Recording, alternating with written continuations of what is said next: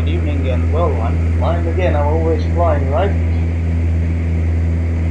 I'm here in the Cessna 172, and I have my lovely passenger this time. This one doesn't really have a co-pilot. Well, it technically can have a co-pilot. It doesn't have one. And we are flying at about 1,150 feet above the city of Helsinki. Well, this is basically pre-generated scenery. It's not really the actual city of Helsinki. Let's be honest about it, but it's fairly accurate. Well, at least the power plant in Lauttasaari is visible, so, and it's almost identical. However, well, I don't think anybody would actually even bother to make scenery for the whole city of Helsinki because it's a bit too much. It's quite a large city and it would be inconvenient. We're flying due south, basically about a heading of 175 and turning now to 180. This is a VFR flight. I actually changed the time of day so I could actually can show you something, not just blackness from light. So, which way shall we fly? I'm asking my lovely co-pilot. North. Well, that would take us probably back to the airport. Oh, that's East. Well, southeast. Okay, sounds good. I'll turn on a heading of 140. By the way, here below you see the heading indicator. It's basically telling me my current aircraft is heading 150, and we are turning to what is 140? Yeah, 140. So, here we are flying southeast. We're maintaining the altitude of roughly 1,200 feet. Of course, I have to do minute adjustments to the actual control column, so the aircraft maintains the altitude. Oh, we're flying pretty straight. This is the actual aircraft model. I don't know, what can my co-pilot tell me about it? Nothing. Well, she's not really familiar with the type. I mean, I've been telling her quite a bit about airplanes lately, but this is basically a Cessna manufactured aircraft. It's a very good trainer aircraft. That's one of its main characteristics. It's very good actually for pilot training. It's been actually used there in that capacity multiple times, and many schools have used it successfully. It's also a cheap private airplane someone can buy. I don't know how much it goes now about, but of course you can search that yourselves. I'll present a bit the dashboard because I'm actually this is one of the most enjoyable planes to fly. It's fairly maneuverable, very tolerant to mistakes, and quite responsive for a little bugger. So basically, what you will have is you will see in most planes, in one way or another, you have the main 6 indicators, which are your speed. In my case, I'm at about 110, 105 knots, and staying there stable. Your gyro horizon, which basically shows you your attitude towards the horizon, including bank and roll. Bank, actually, and pitch. Then you have the altimeter, which is staying steady at my 1,180 feet. Then we have the turning bank indicator, which also indicates your rudder indicator plus actual banking. Then the heading indicator or horizontal situation indicator, you will hear it called like that on some occasions, but it's basically the exact same thing. Then we have a vertical speed indicator, which allows me to see how fast we are either climbing or descending. Finally, we have VOR1 indicator. This is for radio navigation, and VOR2, this is for the second VOR radio. Here below we have a tachometer, which is basically the RPM, and ADF indicators, automatic direction finder. Here on the right, I have the entire radio stack, which is communication 1, navigation 1, com2, nav2. Basically, this means com1 is communication 1, which will be probably the one you will use the most. Navigation 1 is your primary navigation radio.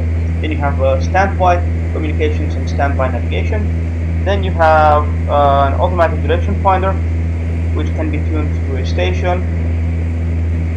Then we have distance measuring equipment. It's basically literally can measure the distance from a station or to a station.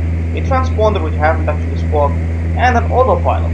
This plane actually includes a basic autopilot, which has basic functions such as heading hold, navigation hold, approach hold, back course, or altimeter.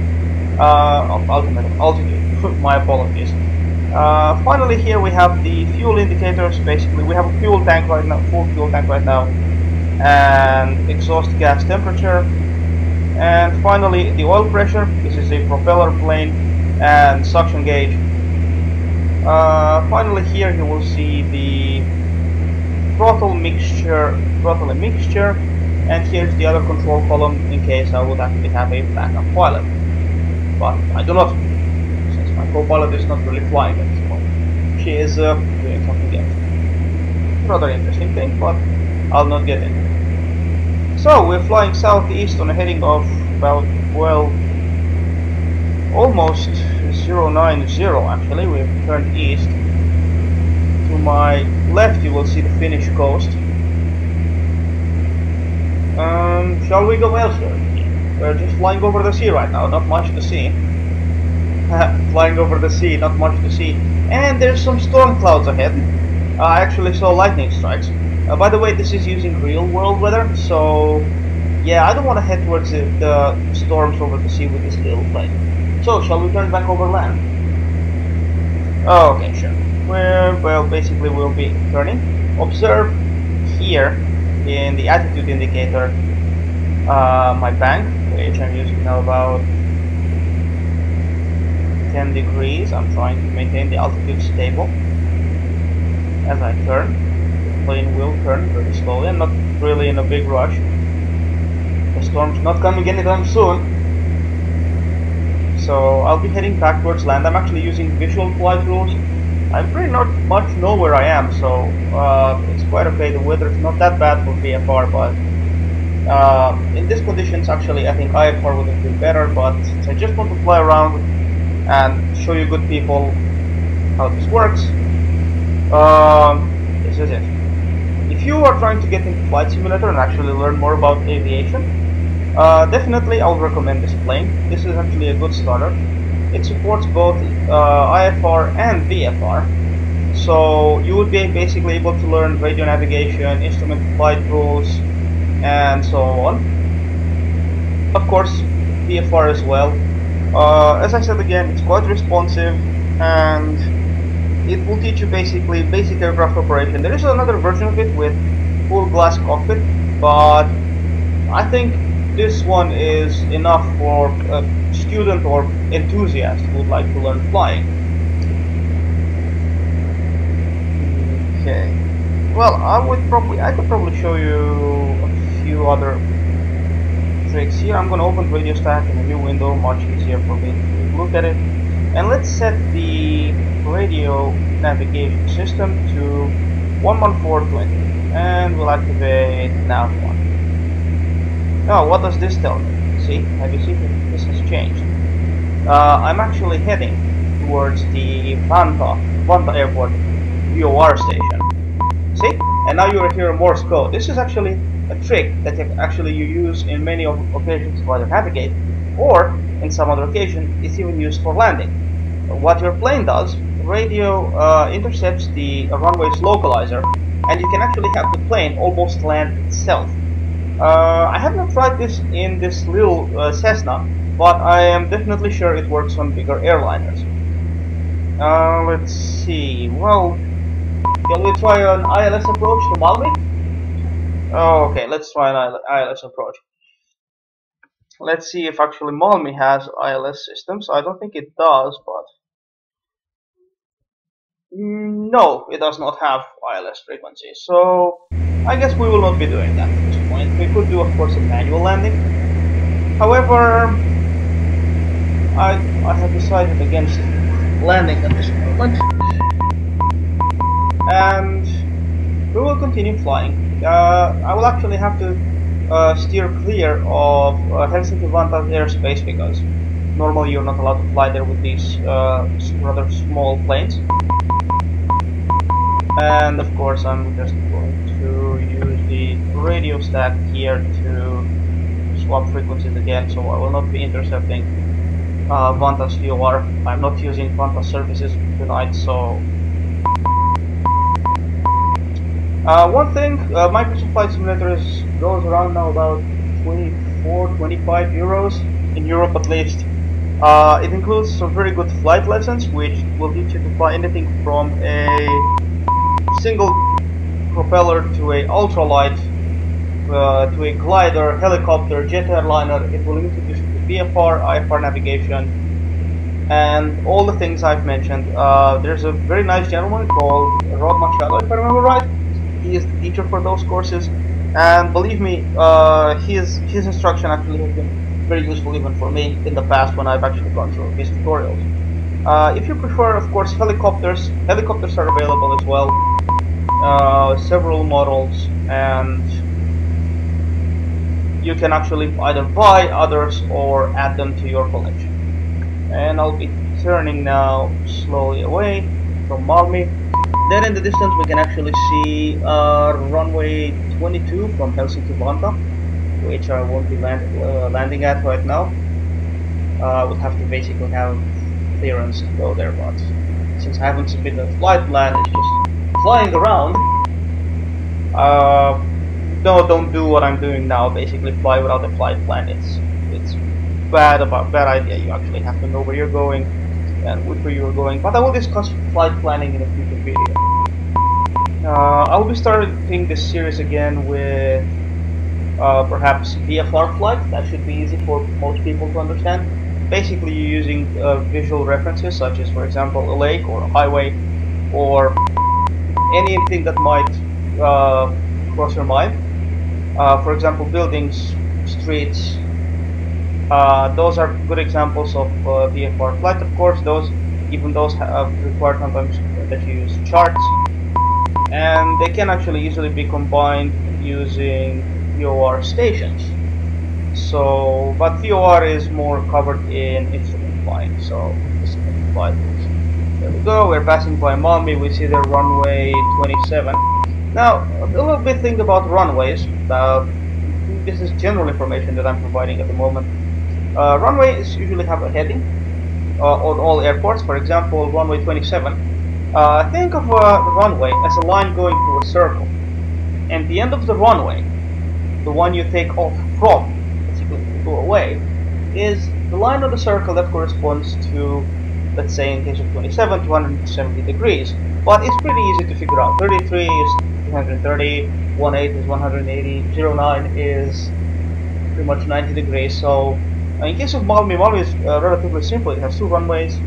1836, which is 360 or 0 basically, it goes directly north. 180 goes south. It has 927, which are east and west, but they're basically within the same runway.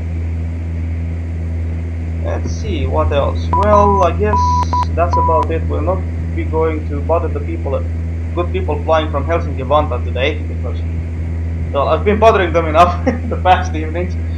I guess we'll begin our descent. Let's verify. We will be landing on runway. I guess we can land on 18. And to do this, I'll be cutting off engine power, which will cause my plane to start descending. I'll make minute adjustments to control column. I'm not going to descend too fast. My altitude will start going away. If you see this when I'm moving this, the throttle itself also moves. I did say in the previous videos I do not have a joystick. I have an Xbox 360 controller. I will buy a joystick eventually, but well, we'll see. And now I'm coming down to 1,000 feet. I'll have to keep an eye on my vertical speed. Here it's about 400 feet per minute. I'll reduce it to about 200 feet per minute.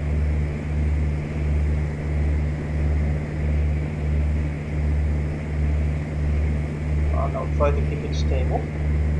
And the next step we do, since we are flying in a almost parallel configuration with the runway, we're going to turn a heading of 270 degrees, basically, which is due west.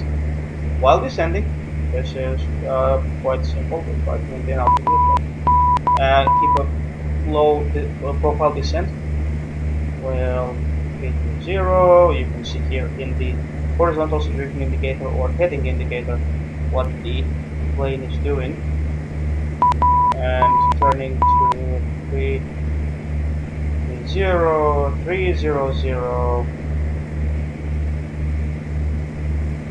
and let's give visual reference to our airport, which is right there. That's the VOR again, and let's see.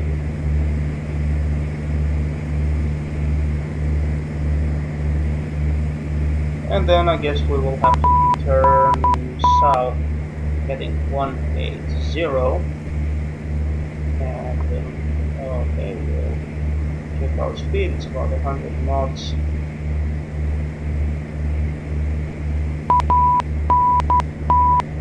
That's the end of the runway, what you see from Helsinki Vantaa. I'm not going there, as I said. Cutting off a bit more throttle from the plane.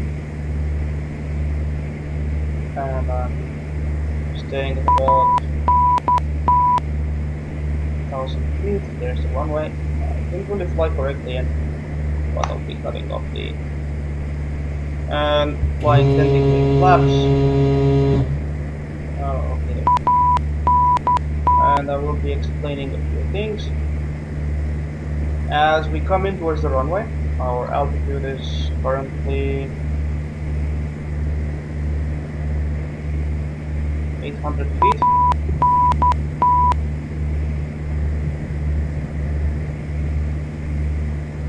We are descending. 800. We will be turning again, heading 180. Descending turn. It's very, very slowly. Of course, I might have to go around. I came in a little bit too high. And I'll be loading the flaps again. Throttle.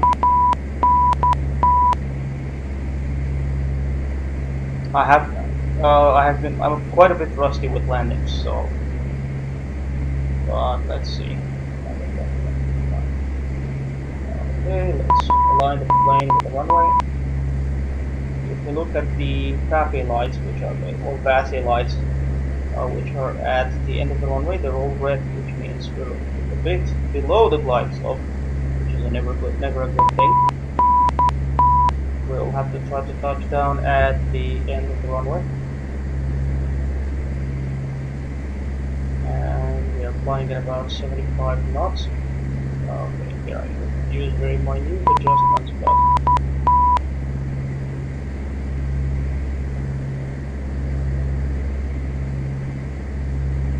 now glide slope. Okay, a bit too low. Cutting off this, more flaps. I came in a bit too high in the end. And we're flaring. And touchdown! Now I'm putting in the brakes, and here we are at Helsinki Malmi Airport. Successful touchdown. Well, I came in a bit sideways to the runway, but it should be okay. I'm going to raise the flaps at this point. Here's a view from the tower. Microsoft Flight Simulator supports all sorts of views for your plane. Now, of course, the condition is we have to exit on the next taxiway, not on the next runway, because That's a really bad idea.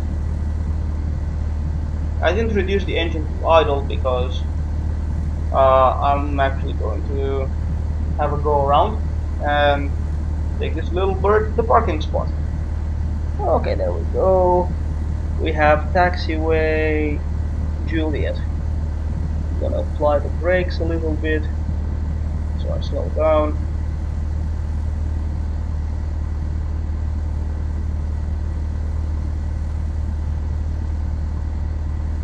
And I'll be taking the right on runway 36. Not that there's incoming traffic, there's no real traffic. Most of the planes in AI planes use the actual Helsinki Vantaa airport, but I prefer using Malmi on occasions. It's much smaller, of course, it doesn't have ILS and all the nice stuff Vantaa has, but it should be fine. Now we're gonna go here. These yellow lights on the tarmac are actually guiding lines. They're not really lights, they're lines. At this point we'll be heading to the fuel box.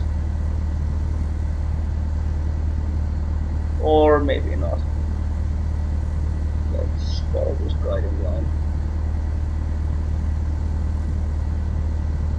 We'll be turning here and heading to the fuel box.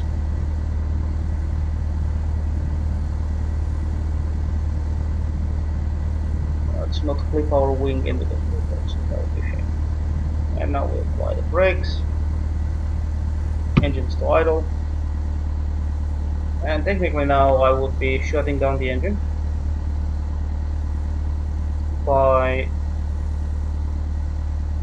setting the mixture control to 0. And now basically I could just refuel the plane.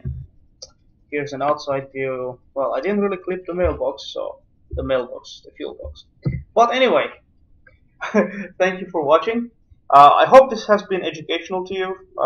I've been basically just trying to say this and that about aviation. This is actually it has been my life stream to become a pilot. Unfortunately, it's not the case right now. I can't really go through this training, but I hope one day, I mean, after all, there's still hope for it to achieve this particular particular qualification.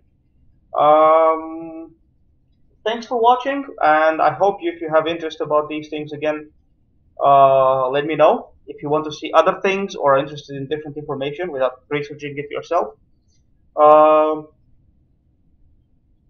just go ahead and leave me a comment. And if you liked what I posted so far, please subscribe, and we'll be posting more flight videos soon. Thanks for watching.